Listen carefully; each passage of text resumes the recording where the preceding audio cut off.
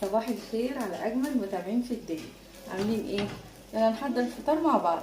انا حطيت معلقه من السمنه بس ما كترتش، حته صغيره. اول ما تسخن انا حطيت 4 بيضات.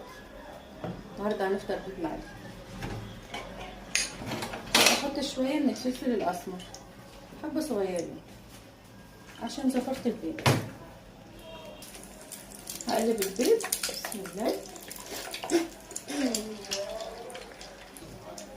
هنا ما اقلبش فيه باستمرار، دقيقتين واقلبه تاني. حطيت رشه بسيطه من الملح وخلاص على كده. هنا حطيت جبنه قريش في طبق، وبقى ايه فتفتها بالشوكه بالسكينه بالمعلقه اي حاجه يعني.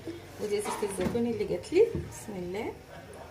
واحط ايه معلقه كبيره كده. هنا معايا خياره هقطعها واحده بس، عشان الحاجه دي ملهاش عمر لما تعملوا منها كتير. بسم الله.